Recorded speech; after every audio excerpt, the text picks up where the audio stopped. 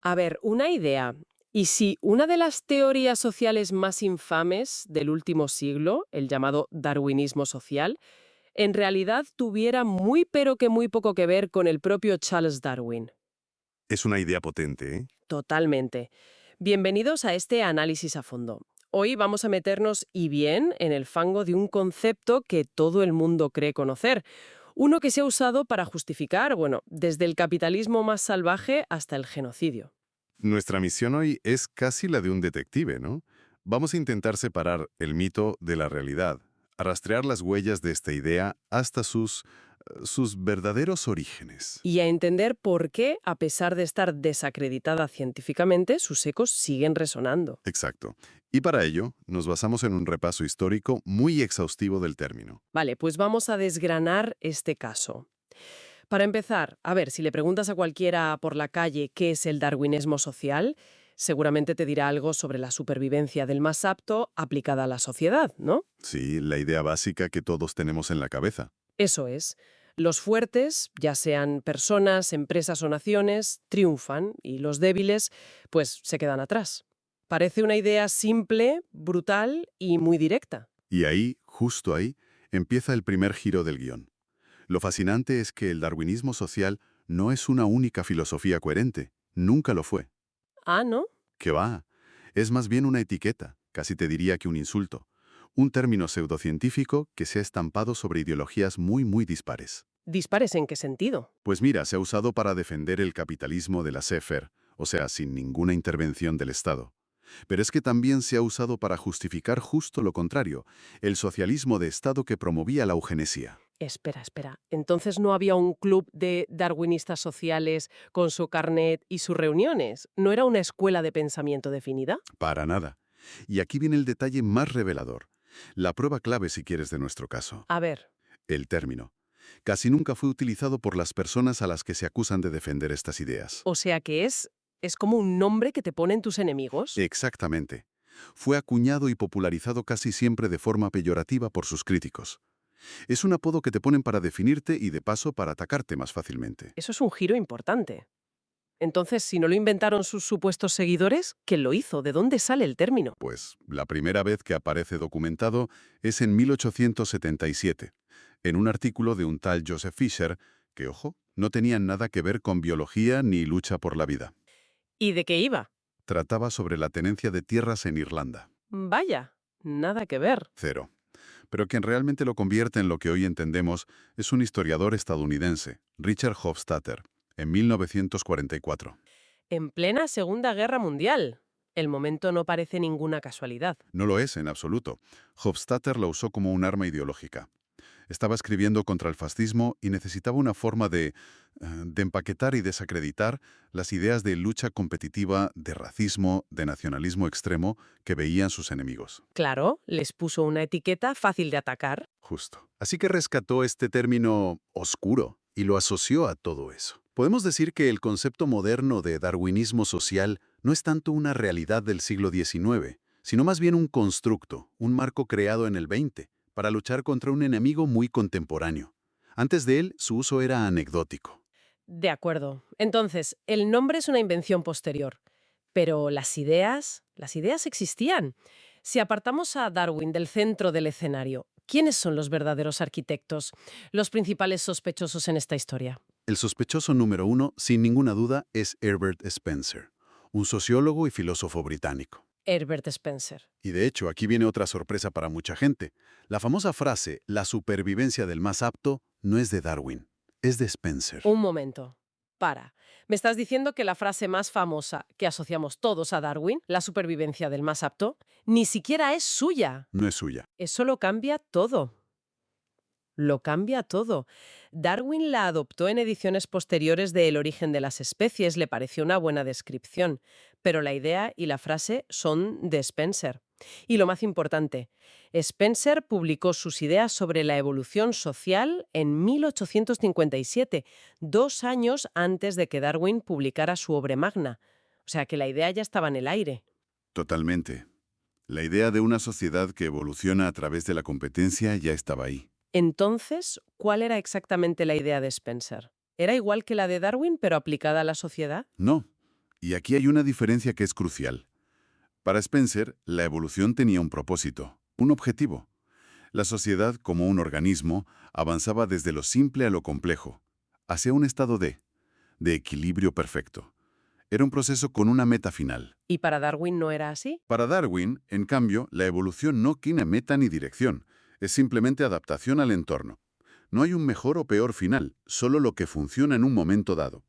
Y además, Spencer era un firme defensor de la visión lamarckiana. ¿Lamarckiana? ¿Puedes aclarar ese término? Claro, es la creencia de que las características que un individuo adquiere durante su vida, como la fuerza por el ejercicio o el conocimiento por el estudio, pues que pueden ser heredadas directamente por su descendencia. Ah, vale. Hoy sabemos que no es así, pero para Spencer era clave. Creía que el esfuerzo y la mejora personal se transmitían genéticamente y que eso impulsaba el progreso de toda la sociedad. Entendido. Spencer es el arquitecto principal. ¿Quién más puso ladrillos en este edificio? Otros dos pensadores fueron fundamentales para crear el caldo de cultivo. Primero Thomas Malthus, con su ensayo sobre la población. Malthus, sí. Su idea era que la población humana crece mucho más rápido que la capacidad de producir alimentos, y esto inevitablemente conduce a la escasez, la hambruna y la muerte de los más débiles. Esta idea de una lucha inevitable por recursos limitados fue una influencia enorme, incluso para el propio Darwin. Y el tercero en discordia supongo que es el que introduce el elemento racial de forma más explícita. Exacto. Francis Galton, que curiosamente era primo de Darwin. ¡Anda! Él es el padre de la eugenesia.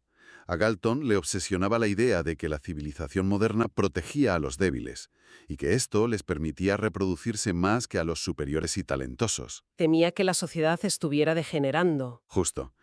Así que propuso que la sociedad debía intervenir activamente para favorecer la reproducción de los mejores y, bueno, desincentivar o impedir la de los inferiores. Vale, tenemos los ingredientes. La evolución con un propósito de Spencer, la lucha por los recursos de Malthus y la obsesión por la herencia de Galton. Pero sigo sin entender cómo Darwin, que parece casi un personaje secundario, acaba dando nombre a todo. Es que me cuesta creer que su conexión sea totalmente inventada. ¿No hay pasajes en sus libros que pudieran haber encendido esa mecha, aunque fuera sin querer? Esa es la pregunta del millón. Y la respuesta es que la relación de Darwin con todo esto es profundamente ambigua. Sería deshonesto negarlo. Ujú. En sus escritos, sobre todo en El origen del hombre, hay pasajes que si los lees de forma aislada parecen apoyar un individualismo agresivo, una visión muy dura de la supervivencia.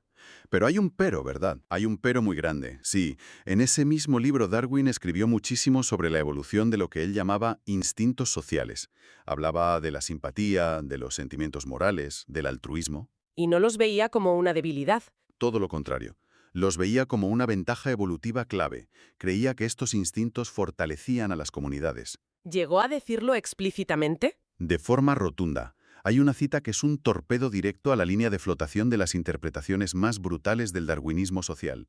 A ver, cuéntala. Darwin afirmó que las comunidades que tuvieran el mayor número de miembros compasivos serían las que más prosperarían y dejarían más descendencia. Para él, la cooperación era una herramienta evolutiva tan poderosa o incluso más que la competencia. O sea que tenemos dos Darwins. Exacto. Uno que habla de la lucha por la existencia y otro que defiende la simpatía como motor del éxito. Los darwinistas sociales, pues, decidieron leer solo la primera mitad de la historia. Todo esto es fascinante a nivel intelectual, pero me pregunto cuál fue el coste humano. Cuando estas ideas, mal atribuidas y simplificadas, salieron de los libros y entraron en los parlamentos, en las salas de juntas, ¿qué pasó? Las consecuencias fueron catastróficas. Empecemos por Estados Unidos durante la Gilded Age, la edad dorada de finales del XIX. Los grandes magnates industriales, los Robert Barons, encontraron en estas ideas la coartada perfecta. La justificación ideal. Hay una cita famosísima de John D. Rockefeller que lo resume todo. Dijo: el crecimiento de un gran negocio no es más que la supervivencia del más apto. Es la aplicación de una ley de la naturaleza y una ley de Dios. Vaya tela. Una ley de la naturaleza y una ley de Dios. Es la justificación definitiva. Te permite ser implacable en los negocios y dormir como un bebé por la noche. Exacto. Pero fíjate, incluso aquí la historia es más compleja. Andrew Carnegie, el magnate del acero, era un gran admirador de Herbert Spencer, y sin embargo, fue uno de los mayores filántropos de la historia, Carnegie. él mismo. Donó el equivalente a miles de millones de hoy para construir más de 2.500 bibliotecas, escuelas, hospitales. Eso parece una contradicción total. O quizás para ellos no lo era. ¿Cómo podían sostener en su cabeza la idea de supervivencia del más apto y al mismo tiempo construir bibliotecas para ayudar a la gente? Esa es la gran paradoja. Una posible explicación es que veían el proceso en dos fases. La primera, la lucha brutal del mercado, donde el más apto, o sea, él mismo, acumulaba una fortuna inmensa. Y la segunda. Y la segunda fase era una especie de deber moral, su evangelio de la riqueza, como él lo llamaba. Usar esa fortuna para crear oportunidades para que otros pudieran, a su vez, mejorar y competir. Es una lógica un poco retorcida, sí, pero demuestra lo inconsistente que era la aplicación de estas supuestas leyes naturales. Y de la justificación de la riqueza pasamos a la justificación de la atrocidad. El ejemplo más extremo, me imagino, es la Alemania nazi. Sin duda, el régimen nazi se apropió de una versión vulgarizada de estas ideas para dar una patina de legitimidad científica a su ideología racial y a su expansionismo. ¿Cómo lo hacían? Pues producían películas de propaganda que mostraban, por ejemplo, a dos escarabajos luchando a muerte en un laboratorio para, entre comillas, demostrar que la lucha por la existencia era una ley universal e inmutable. Y de ahí ya justificar sus políticas había solo un paso. Un paso muy corto. Esta mentalidad fue la base de sus programas de eugenesia y de exterminio. Es el caso de la Acción T4, que fue el asesinato sistemático y en secreto de más de 200.000 personas con discapacidades físicas y mentales. Terrible. Los nazis las consideraban vidas indignas de ser vividas, una carga para la nación en su lucha por la supervivencia. Fue un ensayo general para el Holocausto. ¿Y no fue un caso aislado en Europa? No, lamentablemente no. En el Imperio Otomano, el Partido de los Jóvenes Turcos, que llegó al poder a principios del siglo XX, adoptó una ideología nacionalista muy influida por estas corrientes de pensamiento. ¿En qué sentido? Creían que la supervivencia de la nación turca dependía de una lucha a vida o muerte contra otras etnias dentro del imperio.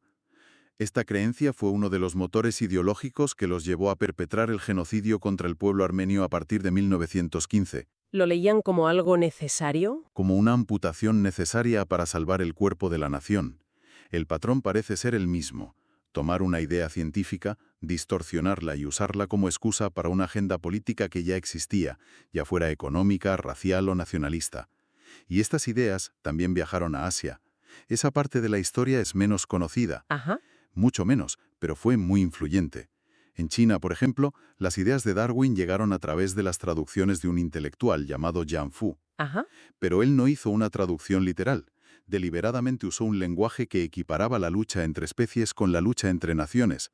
Convirtió el origen de las especies en una especie de manual de supervivencia nacional para una China que se sentía humillada por las potencias occidentales. Y tuvo aplicaciones prácticas. Sí, décadas más tarde, en los años 30, el líder nacionalista Chiang Kai-shek lanzó el Movimiento de la Nueva Vida, un intento de modernizar y fortalecer la sociedad china. Parte de su retórica se basaba en la necesidad de que la nación se readaptara, eliminando sus defectos y a los individuos considerados inútiles. De nuevo, la misma lógica. La misma lógica de purga social en nombre del progreso. En Japón estas ideas también alimentaron directamente los movimientos eugenésicos de principios del siglo XX, que buscaban mejorar la raza japonesa. Con un legado tan terrible y unas bases intelectuales tan inestables, parece increíble que esta idea tuviera tanto éxito. ¿Cómo se desmoronó? O quizá no lo ha hecho del todo. Bueno, su popularidad se desplomó estrepitosamente después de la Segunda Guerra Mundial. La asociación con el nazismo fue tan directa y tan tóxica que, claro, nadie en su sano juicio quería ser etiquetado como darwinista social. Claro. Además, para entonces, el consenso científico ya había demolido por completo las bases de la eugenesia y el racismo científico. Se demostró que carecían de cualquier fundamento biológico. Y a nivel filosófico también recibió golpes duros. Recibió el golpe de gracia. La crítica más potente es que todo el edificio del darwinismo social se construye sobre una trampa lógica, la falacia de apelación a la naturaleza. ¿Explica eso? Consiste en asumir que porque algo es de una determinada manera en la naturaleza, entonces debe ser así en la sociedad humana. Que los leones cacen cebras no justifican moralmente que una empresa aniquile a sus competidores o que una nación extermine a otra. Son ámbitos distintos. Incluso en su apogeo, cuando parecía una idea imparable, hubo voces críticas importantes que ofrecieran una visión alternativa. Por supuesto. Y una de las más lúcidas y fascinantes fue la del anarquista ruso Piotr Kropotkin. Kropotkin, en 1902, en pleno auge de estas ideas, publicó un libro que fue fundamental, El apoyo mutuo, un factor de evolución. El apoyo mutuo, ya el título es toda una declaración de intenciones. ¿Cuál era su argumento? Kropotkin hizo algo brillante. No rechazó a Darwin, lo usó contra los darwinistas sociales. Le dio la vuelta a la tortilla. Totalmente. Viajó por todo el mundo observando la naturaleza y argumentó, con cientos de ejemplos, que la cooperación es un factor tan importante o más que la competencia para la supervivencia. Señaló que el propio Darwin había reconocido que las especies que cooperaban entre sí eran a menudo las más aptas. Ah, o sea que volvió al propio Darwin. Exacto. Kropotkin escribió que en muchísimas sociedades animales, la lucha es reemplazada por la cooperación, y que esto lleva al desarrollo de facultades que aseguran la supervivencia del grupo. Mostró que la naturaleza también está llena de altruismo y ayuda mutua. Entonces, recapitulando nuestro caso, la conclusión parece bastante clara. El darwinismo social es una etiqueta engañosa, casi una cortina de humo. Así es. Sus raíces son anteriores a Darwin, sus supuestos defensores rara vez usaron el término, y sus aplicaciones han sido variadas, pero casi siempre monstruosas. Es un recordatorio brutal de cómo las ideas científicas pueden ser secuestradas, simplificadas hasta la caricatura y retorcidas para servir a fines políticos. No es que la biología de Darwin llevará al nazismo. No. Es que el nazismo buscó en una versión pervertida y mutilada de la biología una coartada para sus crímenes. La ciencia fue la víctima, no la culpable. Y eso nos deja con una última reflexión. Sí. Aunque el término darwinismo social esté hoy archivado en los libros de historia, la idea que subyace no ha muerto. La lógica de que existe una jerarquía natural, de que la supervivencia del más apto es la ley que debe regir la economía o la política, sigue muy presente. Ya no usa el mismo lenguaje. Claro, ya no se viste con la biología del siglo XIX, pero la esencia persiste. Y la pregunta que queda flotando es, ¿dónde vemos hoy los ecos de este pensamiento? Quizá disfrazados con un lenguaje más moderno y aséptico como meritocracia radical, eficiencia de mercado o competitividad inevitable.